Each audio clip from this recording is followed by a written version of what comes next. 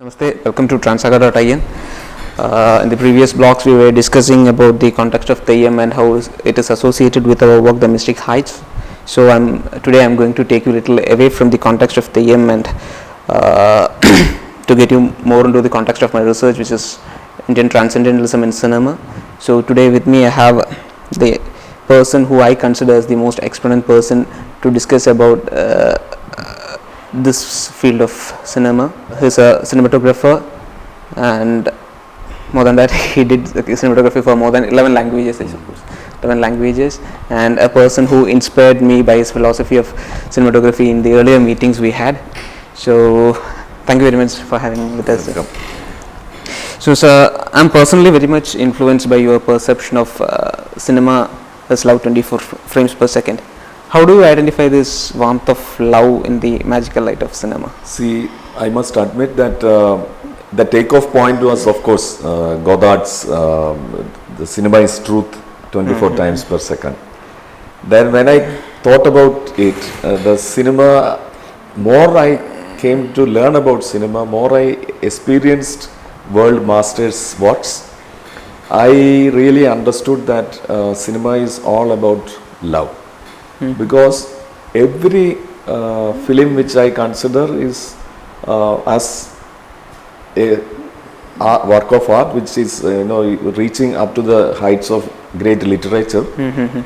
I saw that all these films are talking about either the love which is absent in our life or a kind of ideal position which could be for us aspiring to reach there. Especially in the works of Bresson. A lot of, starting from Charlie Chaplin. Telling about Charlie Chaplin, I could see this element of missing love, but coming into the works of Bresson and all, we can identify this later concept which you have explained about but the aspiration. Let me on the outset say what is love. Okay. It is, for me, it is nothing to do with any extraterrestrial, material concept. It is about, for me, I consider the interconnectedness of human beings to each other and to the nature and every other being. That interconnectedness, in my language, it will be called a word parasperium. Exactly. So what is in a way called as the supreme existence or something? You can, I don't want to put a metaphysical level, no? Okay. So it is all about living today. And that understanding of the other, when you know that you are in every way connected with the nature, the other human being, you start living more in resonance with the whole rhythm of the universe. In that sense, then you start not harming others, and nature also start protecting you. So there is a kind of benevolence and unification naturally in kind of nature. That is what I mean by love. It's a kind of unification. Yes, that is love. So in that sense, every great film make me understand who I am, and also how to look at the other. It's kind of meditation. So meditation is not something which I am, distancing myself from others and sitting somewhere, closing my eyes. It is not real meditation. Exactly. Real meditation is being aware. Exactly. Consciousness. Really conscious about every point of your existence. That is real meditation.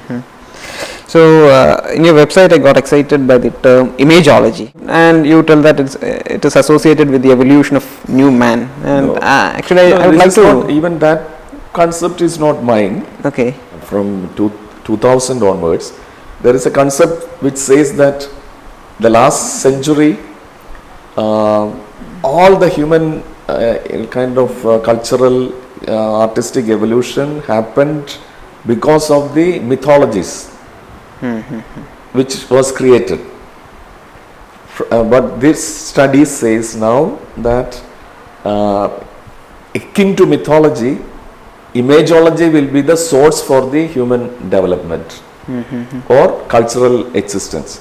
That includes every kind of images man is creating in his everyday life. Modern technology is also moving away, No, why do you think that all these mobile phones or Exactly. everything is including photograph, photograph. ability to And photograph? people use more photographs to communicate nowadays, Nowadays, using WhatsApp. people and are everything.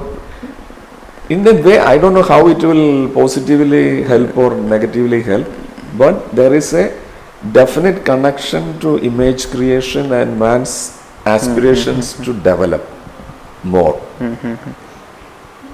Being a Christian, I would immediately connect this to Bible. When I went to one cinematography meeting in Europe, in that meeting, I started saying that the first reference to image in any old literature is in Bible, which says in God in His own image created man. So that is a real connect between the Concept of supreme and the Human that existence. which connects is the image of the God. Are filmmakers, photographers replicating God's work with their images? As man progressed, actually man created the God in his own image. Except in Islam, I don't think any religion has concept of God without a image. Image is fundamental in understanding these kind of metaphysical questions as well as real knowledge. You are talking about galaxies and these meta earths and all that. You are sending cameras to the outer space, taking pictures, and looking at the picture, you are telling that, oh, this star is 3 billion year old. What do you do to the inside also? There also you are sending cameras and studying. At one level, even mathematics is kind of image creation only. When you say 1 plus 1, 2 is, it's an image. The inner process is making Kind of images. image. I also, in a very practical sense also, I think that all these images which we are seeing daily in the newspapers, television and cinema is definitely affecting the way people think about life. People, the way they practice daily intercourse. All that will be affected. In that sense, they say imageology is the root source for I think it's human quite development. relevant in the process which I am involved right now. I think that's in a way related to this, hypothesis from your concept of mythology to the imageology, or passively it's connected. Let me correct again. This is I was that book is called Imageologies. It was a book came out of workshop between two class students in two distant universities. Oh, okay. What they communicated through net and images, or it is based on that they created this book, Imageologies. How do you identify this experience of transcendence in cinema? I mean, in your personal experience. No, that is where I probably, and I'm no more looking for transcendence. It is all about being now. There is no other realm to reach, or there is no step to be taken. That's why I'm more interested and attracted to Zen as such in philosophy, because Zen Buddhism talks about here and now. There is one Upanishad which only talks about the temporality, the one who saved Kerala from the madness it was, Narayana Guru. He also says this in a verse. നവനവം ഇന്നലെ ഇന്ന് മറ്റേ ദിവസം ഇതിങ്ങനെ ചിന്ത ചെയ്തിടാതെ ബ്രഹ്മം ഒരു ഭേദവുമില്ലെന്ന് അറിഞ്ഞിടണം. It is from the Upanishad which says that the idea of time in people's mind as past, present, future is a illusion. And in fact, in another poem which is supposed to be written by Shiva, it says that the biggest disease of the human mind is to see time divided into past, present and future. Now, if you abolish that idea, that and stop looking at time in past, present and future, you already have moksha. Okay. Do you in a way relate to the concept of the Zen filmmaking and No, that's what I said. So that for me the most important aspect, not the most important aspect, the only aspect which is important for me is the the present. Okay. So that's where I like Zen Okay. and and its aesthetics, but there is a paradox. Say, as a photographer, what am I trying to take? The essence, which is in Zen, it is called Saba. Suchness of things. But that suchness of things comes only through the process of time. It's an evolution, a metamorphosis kind of thing. When you look at a tree trunk, you see the skin of the tree.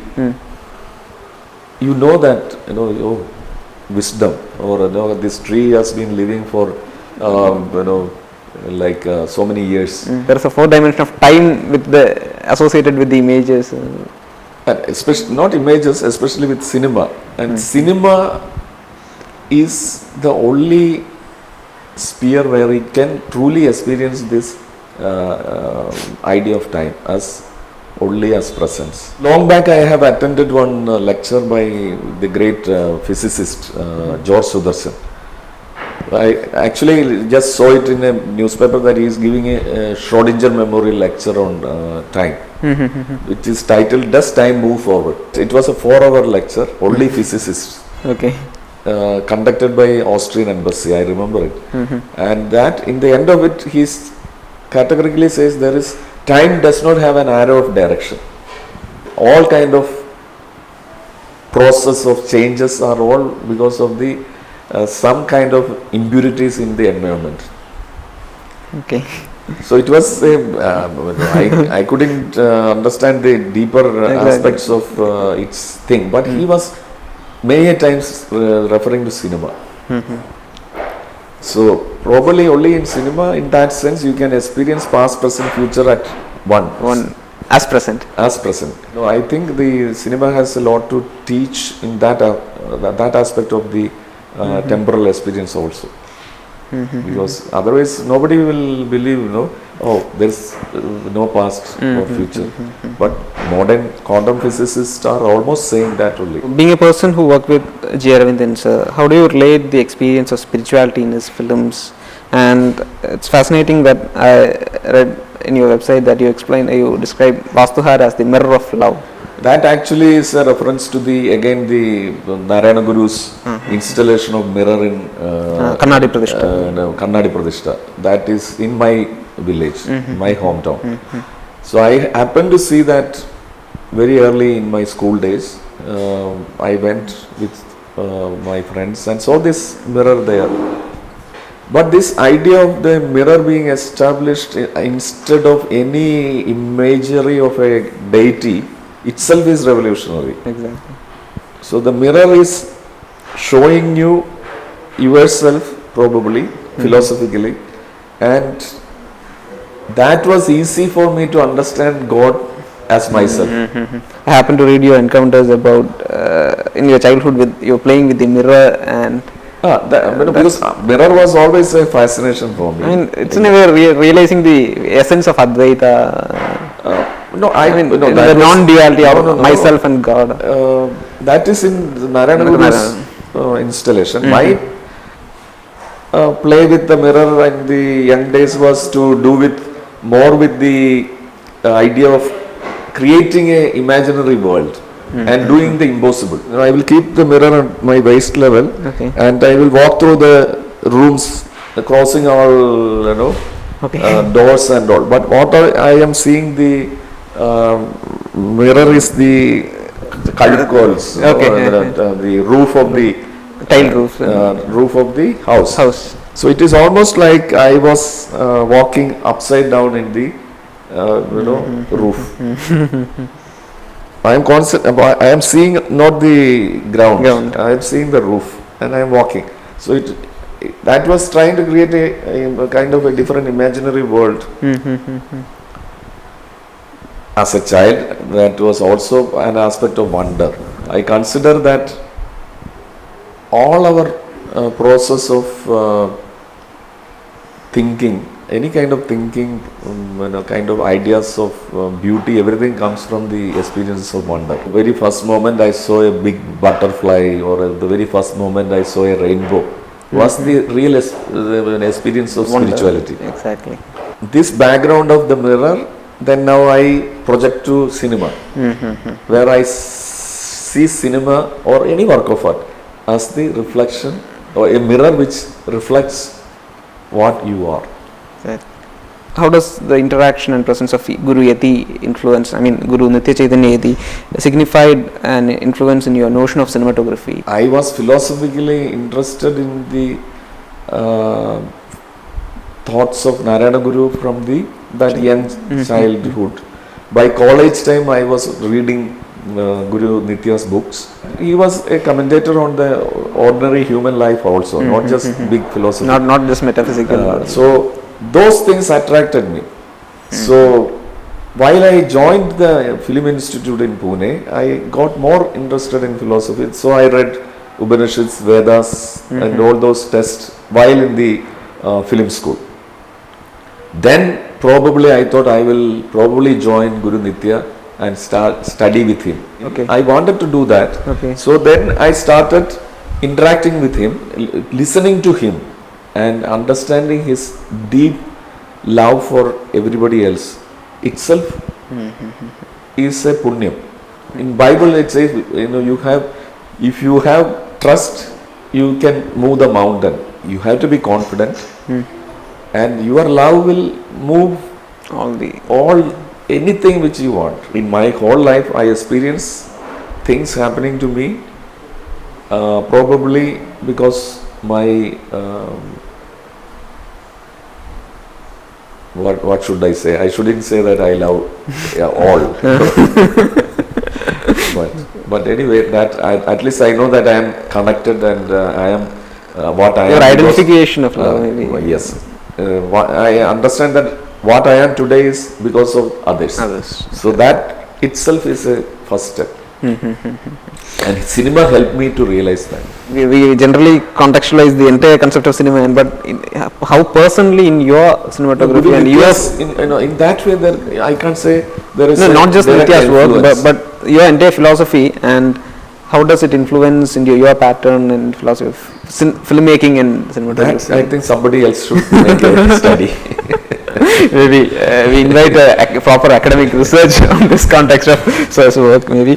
What do you think about the influence of traditional Indian art? Means in a way it's related to my work. So like Theyyam or Bharatanatyam, because it's so in all, it's a process of spiritual realization and Tadatmya, which is being discussed in all the traditional arts. Especially Theyyam is in many of the Theyyams it is also a protest. Exactly. But to start with, as I understand, it is to connect with the absolute. Exactly. Human beings, how can he represent God? It is an elaborate ritual. The whole villagers take part in that festivals. So it is a collective mind coming together to create the idea of God. In that elaborate use of creativity. So in that aesthetics only you can experience God. That's why many times that I have quarrels with my wife, because she is a devout Catholic. She goes to church every Sunday. I don't. Okay. So I told her, I see God more in cinema theaters than in church. Exactly. So she says, well, how can you say that? But it is a fact. I see presence of God in the films which I see, the great films, not the everyday ordinary film, or any art. When I see Van Gogh's painting or listen to Beethoven's music, I can realize this God, kind of something which is very beautiful. I don't believe in a God who is punishing. Maybe, and your answer for this kind of cinematography is your cinematography is in a way realizing the process of beauty, and that is the path I am trying to do, and is to make that as an experience to connect with each other. I think that's what all the Indian classical art does as well. Also, yes, I had listen to another great scientist is P.L. Bhargava. He is the father of Indian biochemistry. Okay. He says that he knows 27 Nobel laureates personally. All of them are good at some art. Some are painters, some are musicians. And he's once said that both artists and scientists are doing the same thing. They are restless with the status quo, and that restlessness make them to invent things. In the constitution it is said that a citizen should have scientific temperament, and he said now you should also write that a citizen should cultivate a artistic temperament.